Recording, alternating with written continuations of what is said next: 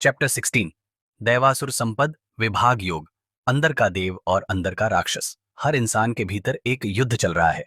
कोई तलवारें नहीं है, कोई शंखनाद नहीं है, फिर भी यह युद्ध हर सुबह शुरू होता है और हर रात अधूरा रह जाता है। यह युद्ध है अंदर के देव और अंदर के राक्षस के बीच। कृष्ण अर्जुन की ओर देखते हैं। उनकी दृष्टि गहरी है, जैसे वह अर्जुन के भीतर झांक रहे हों। वह कहते हैं, अर्जुन, मनुष्य को न तो परिस्थितियां गिराती हैं, न लोग। मनुष्य को गिराती है उसकी प्रवृत्ति। इस अध्याय में कृष्ण कोई दर्शन नहीं गढ़ते, वह मनुष्य का एक्सरे दिखाते हैं। कृष्ण कहते हैं, इस संसार में दो प्रकार की संपदाएं हैं, दैवी संपदा और आसुरी संपदा। दैवी संपदा वह है जो मनुष्य को ऊपर उठाती है, आसुरी संपदा वह है जो मनुष्य को भीतर से खोखला कर देती है। कृष्ण दैवी गुणों को गिनाते हैं, निर्भयता, मन की शुद्धता, संयम, सत्य, अहिंसा, करुणा, अहंकार का अभाव। लेकिन यह कोई सूची नहीं है, यह एक जीने की अवस्था है। दैवी व्यक्ति वही है जो सही होने की कीमत चुकाने को तैयार हो, जो ताकत होते हुए भी क्रूर न बने, जो सफल होकर भी विनम्र रहे। फिर कृष्ण का स्वर गंभीर हो जाता है। वह कहते हैं, अब सुनो अर्जुन, आसुरी संपदा को। दंभ, अहंकार, क्रोध, लोभ, कठोरता, अज्ञान। आसुरी व्यक्ति बाहर से सफल दिख सकता है, लेकिन भीतर से वह हमेशा असुरक्षित होता है। उसे हर समय किसी को नीचा दिखाना होता है ताकि वह खुद को ऊंचा महसूस कर सके। कृष्ण कहते हैं, आसुरी प्रवृत्ति वाला मनुष्य सोचता है, मैं ही सब कुछ हूं, मेरे अलावा कोई सत्य नहीं, न कोई नियम, न कोई मर्यादा।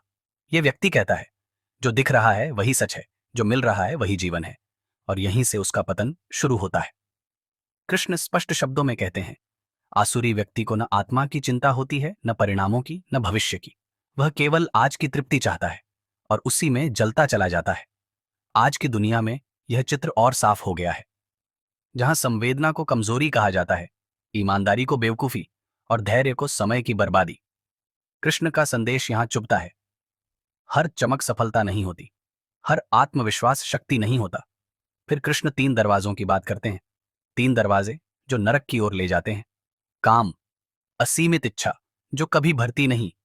क्रोध, जो विवेक को जला देता है। लोभ, जो कभी काफी कहना नहीं सिखाता। कृष्ण कहते हैं, अर्जुन, जो इन तीनों से बच गया वही स्वयं को बचा लेता है। यह अध्याय डराने के लिए नहीं है, यह जगाने के लिए है, क्योंकि हर मनुष्य में दोनों बीज होते हैं, दैवी भी, आसुरी भी। हर निर्णय में, हर प्रतिक्रिया में, हर लालच में यह तय होता है कि आप किसे सींच रहे हैं। अर्जुन अब समझ चुके हैं, यह युद्ध बाहर नहीं है, यह युद्ध रोज रोज के चुनावों में है। क्या मैं सच बोलूं या सुविधा चुनूं? क्या मैं माफ करूं या बदला लूं? क्या मैं सही करूं या आसान? कृष्ण अंत में कहते हैं, अर्जुन, शास्त्र को मार्ग बना, मर्यादा को आधार बना और विवेक से कर्म कर, क्योंकि जो व्यक्ति अपने भीतर के राक्षस को पहचान लेता है वही उसे नियंत्रित कर पाता है, और जो अपने भीतर के देव को जीवित रखता है वही सच में मनुष्य कहलाता है।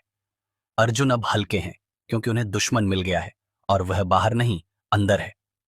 अगले अध्याय, चैप्टर 17 श्रद्धात्रय विभाग योग में कृष्ण बताएंगे कि मनुष्य की श्रद्धा कैसी होती है, वैसा ही वह बन जाता है। क्योंकि आप क्या मानते हैं, यही तय करता है कि आप कौन बनेंगे। जय श्री कृष्ण।